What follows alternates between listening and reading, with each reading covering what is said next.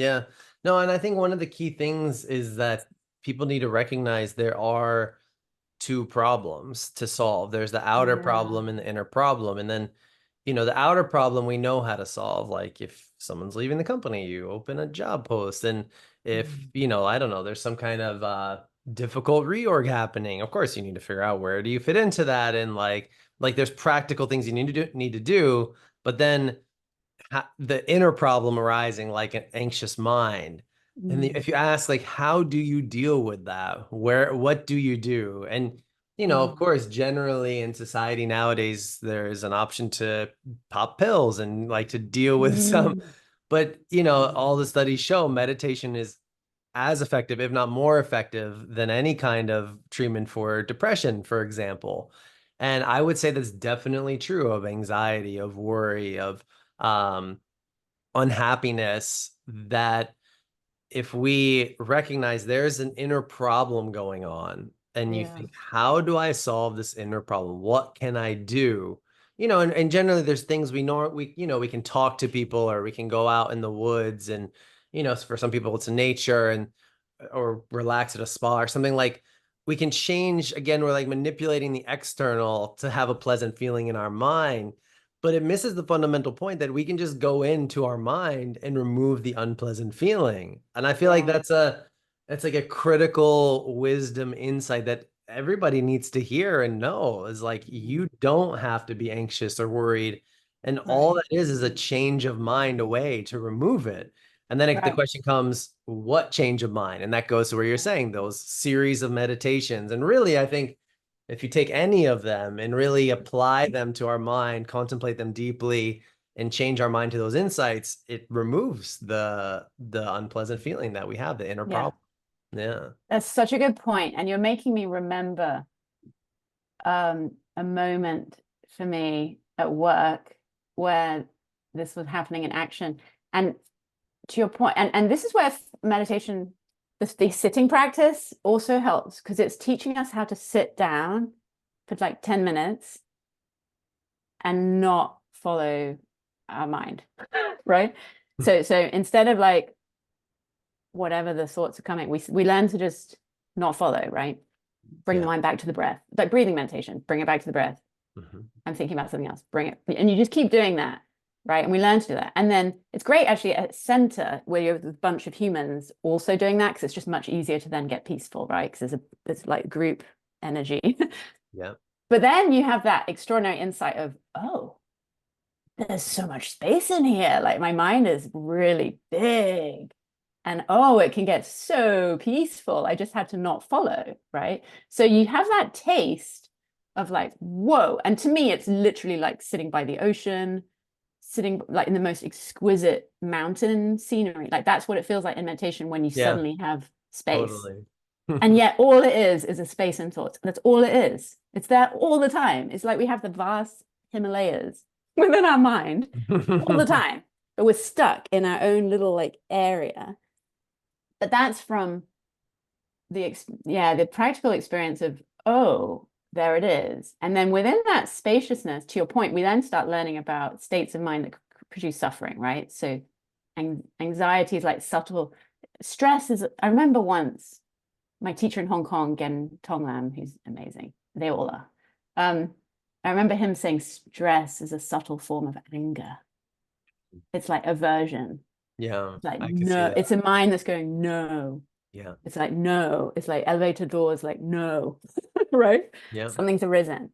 And I think anxiety, because I dealt with that a lot in my 20s of it's why I went to meditation to begin with. Um, was um yeah.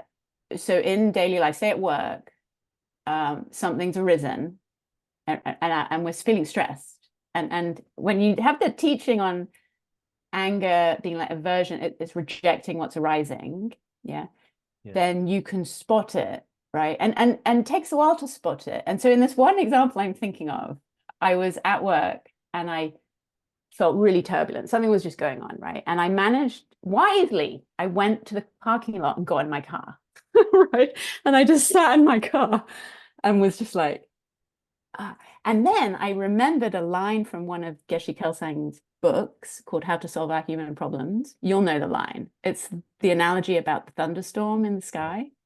And because I teach these weekly classes, I had memorized it by accident. And it was an amazing experience because I was sitting there in the car, like, just my mind is like going, ah.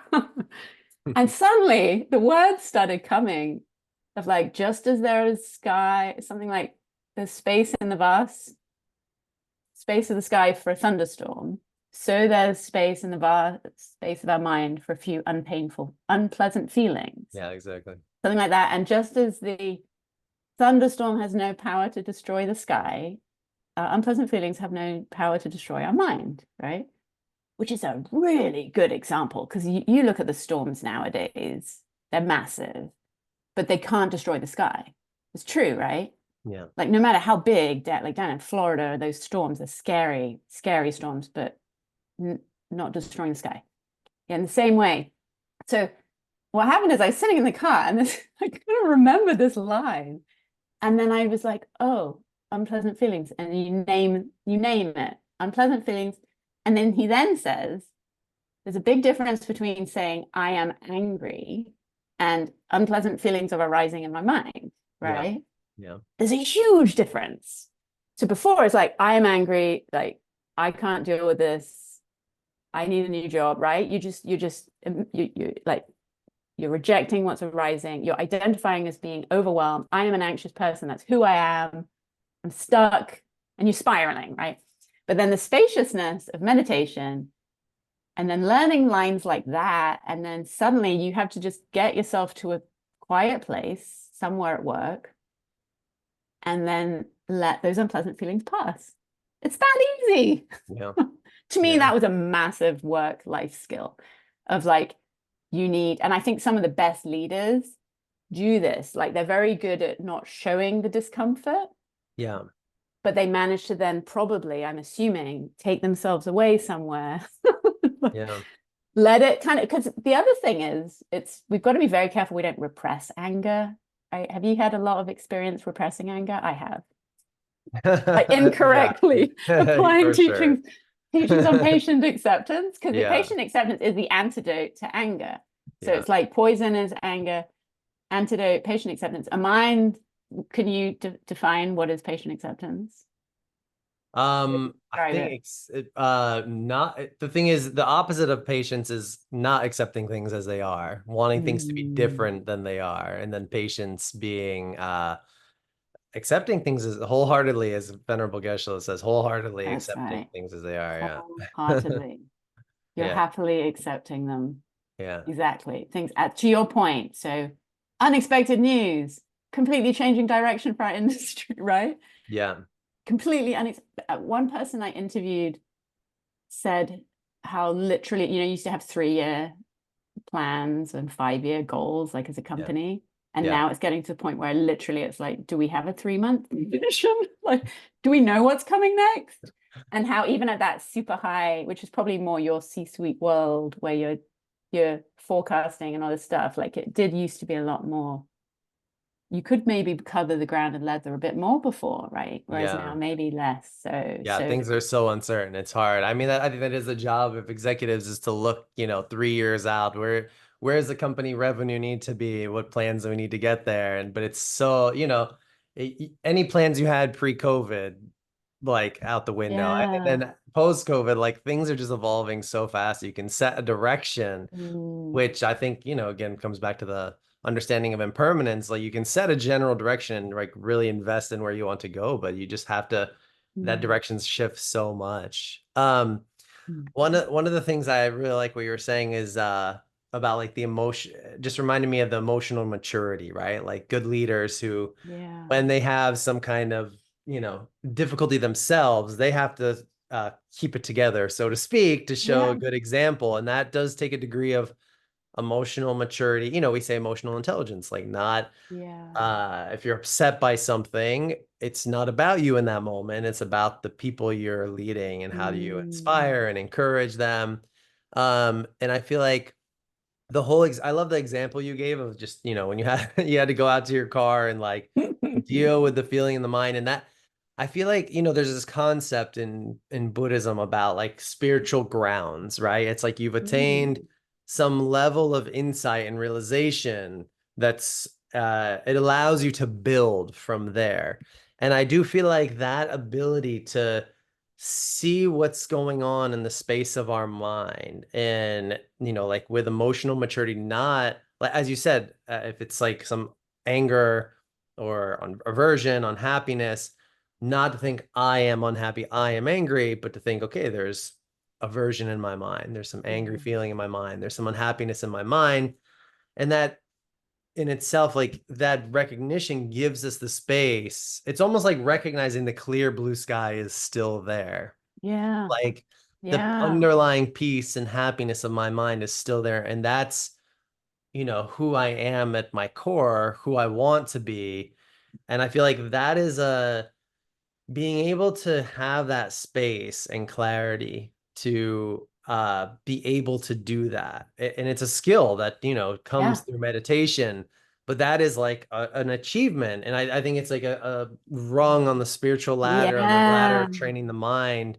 And I it's a love that. fairly low rung. I feel like, and someone new to meditation can think, I'm going to set this as the goal for the next like 2, 3 months in my workplace. I'm going to use everything that comes at me to Yeah. reach this new like level whereby I'm experiencing peace through my meditation practice. And then something comes and causes an unpleasant feeling. And I have the wherewithal, the space, the mental clarity to just see that as a passing weather in the mind. Like the analogy, Yeah. it's a thunderstorm rolling through, and I'm not going to get caught up in it. And I'm going to let it, as you mentioned in your example, I'm going to find some space, some time, and let it pass and get back Yeah. to that clear mind. Um, I feel like that is an essential achievement for emotional maturity, for emotional intelligence, and for spiritual practices. We're talking about it for a meditator, and definitely for Buddhist practice. Like Yeah. that's a gateway to being able to remove the unpleasant feelings altogether from our mind, so that they don't arise in the first place. Totally. And honestly, for me, like you're giving away a little bit of how awesome you are, because it took me like 20 years to even begin to get to that place too. So like depending on our karma, what our mind's like, and I think I'm still getting to that place.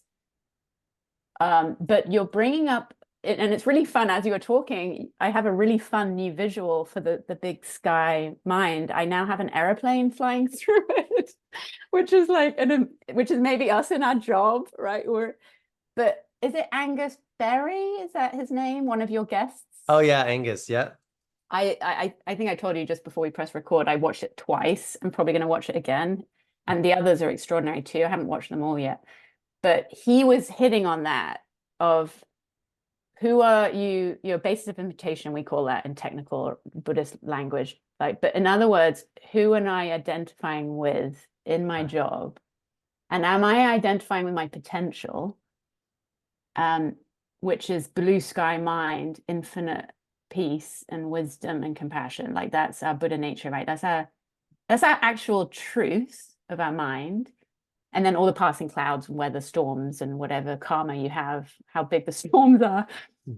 But yeah, I think that's key, because if we can keep shifting back to I am the large sky, I have all the space in my mind for this, even though it's really unpleasant. And I think what's important too, when Geshe teaches that in that book, um, the section where he says we have to accept, sorry, I think he says something like accept the feelings are arising, acknowledge them, and then look, what is their nature and where do they come from? Yeah. And what's really key there is acknowledge them. So it's almost like, and in my practice of learning this, we actually have to take, before we move too quickly to solutioning, I think we need to just be real and be like, thunderstorm, oh my gosh, such a big thunderstorm. Do you know what I mean? Totally. 100%. Because And that's key for not repressing is like isn't it? really acknowledging it's Oh, there, not like yeah, pretending yeah, you yeah. don't have a negative mind. Yeah, Yeah, yeah. Because totally. for years I'd be like, oh, I've learned patient acceptance really quickly. Oh,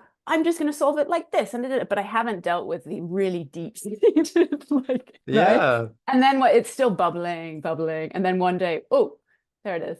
Yeah, you can't So, really deal with it if you're not acknowledging at a deep right, level it's there, and you're sort of like just welcoming it. want to get rid of it because it's a delusion and it's bad, Yeah. versus, real training the mind is like, you don't need to get rid of the delusion. It's good. I can learn from this, and you want it. Mm, It's okay for it to stick around because it means as long as it's there, I have an object to work with. right. And it's Yeah, showing me there's my triggers. There's that like response habit that's so like that's creating so much drama in our life, right? exactly. So Exactly. yeah, but so that idea of identifying, feeling it, but then yeah, we are that big sky mind, and there's a lot of Yeah. space. I mean, to me, like that's like the underscoring of a really strong practice at work. Exactly. Yeah.